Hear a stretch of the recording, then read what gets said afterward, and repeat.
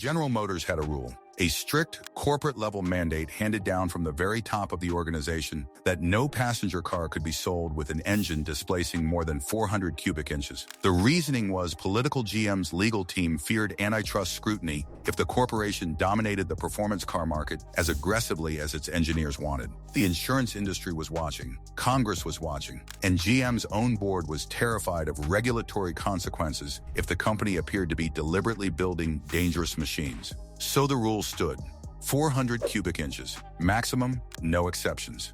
Except some brilliant, some might say reckless engineers and dealers found a backdoor so elegant, so perfectly hidden within GM's own bureaucratic structure that it produced the most legendary muscle cars in history without technically breaking a single rule. The Central Office Production Order System COPO was designed for fleet and special commercial orders, ambulances, police cars, taxi cabs, vehicles needing unusual specifications for legitimate business purposes. But a handful of performance-obsessed dealers and engineers weaponized it to build 427 and 454 cubic inch muscle cars that GM's own policy forbade. Today, we're counting down 9 COPO muscle cars that GM built directly against its own rules and the extraordinary stories behind how they got away with it. Number 9, 1969 COPO Camaro 427 L72. This is where the legend begins. Chevrolet dealer Don Yenko had been ordering COPO vehicles for performance modifications for years, but in 1969 he collaborated with COPO specialist Fred Gibb and Chevrolet's Vince Piggins to create something that technically complied with every GM regulation while completely violating the spirit of the 400 cubic inch displacement rule. By ordering the L72 427 engine through the COPO system under order number 9561, dealers could receive factory-built Camaros with 425 horsepower, 427 cubic inch big blocks that GM's own corporate policy explicitly prohibited. These weren't dealer modifications. These were factory-built cars, assembled on the same production lines as regular Camaros, with engines that should have been impossible to order. Only around 1,015 were produced, and they dominated drag strips across America immediately upon delivery to customers who understood exactly what they'd received. Number 8, 1969 COPO Camaro ZL1. If the L72 COPO was extraordinary, the ZL1 COPO was absolute insanity disguised as a production automobile. Using COPO order number 9560, a small number of dealers, primarily Fred Gibb Chevrolet in La Harpe, Illinois, ordered Camaros equipped with the all-aluminum ZL1 427 engine originally developed for Can-Am racing. This engine weighed less than Chevrolet's cast-iron small blocks despite displacing 427 cubic inches, producing power figures that conservative factory ratings of 430 horsepower dramatically understated. The ZL1 option alone cost more than the base price of the entire Camaro, making these cars extraordinarily expensive for 1969. Only 69 were built, a number so small it seems almost deliberate, and they represent the absolute pinnacle of what the COPO system produced. Factory-built race cars that technically existed within GM's rules while obliterating their intent entirely. Number 7, 1969 COPO Chevelle 427. While most COPO attention focused on the Camaro, the same backdoor system produced an equally devastating weapon in the mid-size Chevelle body, a full-size performance machine with the identical L72 427 engine that corporate policy forbade in regular production ordering. The COPO Chevelle used order number 9562, and like its Camaro counterpart, it was factory assembled with displacement that GM's corporate mandate explicitly prohibited through normal channels. These cars offered something the COPO Camaro couldn't: a larger, more practical body package wrapped around the same forbidden engine, creating quarter-mile weapons that could haul passengers and groceries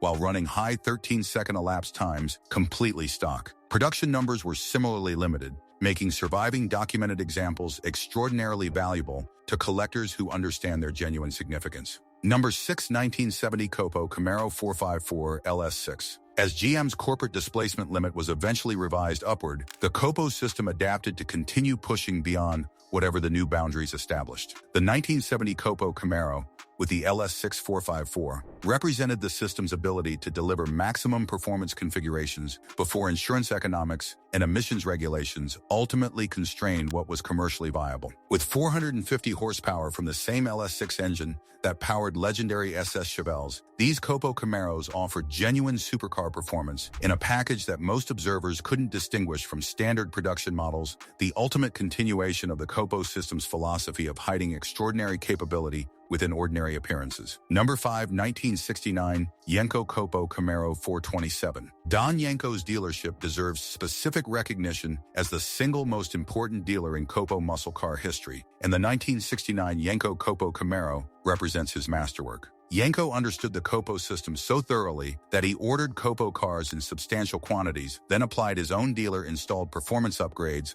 on top of the already forbidden factory configuration. Yenko added specific badging, stripes, and additional performance components that created a distinct identity separate from standard COPO cars. These Yenko-specific COPO machines are now worth substantially more than base COPO models at major auctions because they represent a unique combination of factory-forbidden performance and dealer-specific modification that created something genuinely different from either standard, production, or pure COPO configurations. Number 4, 1969 Nicky COPO Camaro 427. Chicago Chevrolet dealer Nicky Chevrolet independently developed the same COPO ordering strategy as Yenko, creating their own legendary performance variants that competed directly with Yenko cars for the title of most extreme COPO-based street machine. Nicky's approach differed slightly. They focused on additional engine preparation beyond the factory COPO specification, sending cars to performance shops for further modifications after factory delivery. The Nicky COPO Camaros developed a specific regional following in the Chicago market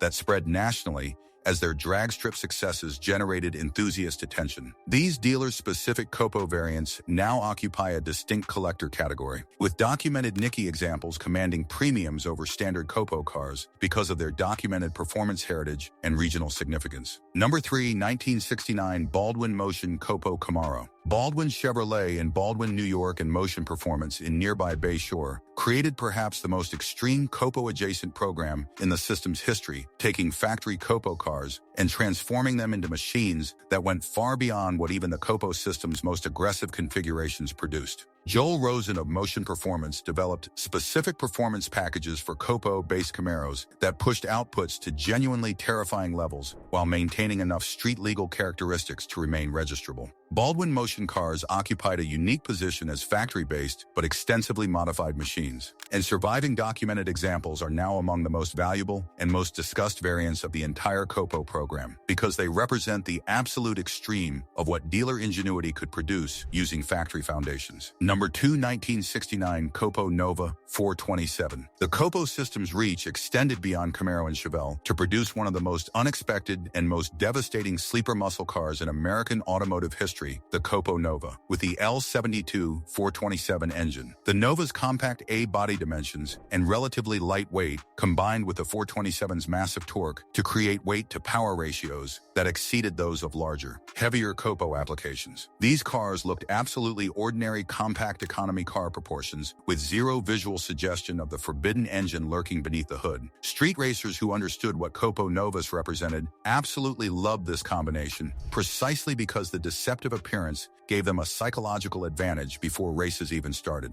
Production was extremely limited, making documented examples genuinely rare today. Number 1, 1969 COPO Camaro Dealer Demo Program. Here's the most extraordinary chapter in COPO history, a program where certain Chevrolet dealers used COPO ordering specifically to build demonstration vehicles that they could campaign at local drag strips to generate showroom traffic and performance credibility for their dealerships. These dealer demo COPO cars were factory-built with maximum specifications, immediately prepared for competition use by dealer-affiliated mechanics, and raced under dealer sponsorship at regional tracks across the country. This created a factory-supported grassroots racing program that GM's corporate office officially prohibited, while the COPO system simultaneously enabled it. The dealer demo program proved that the COPO system was being used in ways its original designers never intended, turning a fleet ordering mechanism into a factory-sponsored underground racing program that produced some of the most documented and most significant COPO cars in existence. And there, you have it, 9 COPO muscle cars that GM built directly against its own rules through a bureaucratic backdoor that engineers and dealers weaponize with breathtaking creativity. From forbidden 427 Camaros to dealer racing programs that corporate headquarters officially didn't know about, the COPO system represents the best possible example of American automotive ingenuity working around institutional restrictions to build something extraordinary. If this look into GM's most creative rule-bending fascinated you, smash that like button and drop a comment. Which COPO car do you think was the most outrageous example of beating the system? And if you want more stories about engineers outsmarting their own corporate rules, more forbidden performance history, and more automotive ingenuity that changed the industry. Hit subscribe and turn on notifications, because Garage History celebrates the rule breakers who made history. Thanks for watching, and remember, sometimes the most important cars are the ones that technically shouldn't exist. Until next time, celebrate the ingenuity and keep the history alive.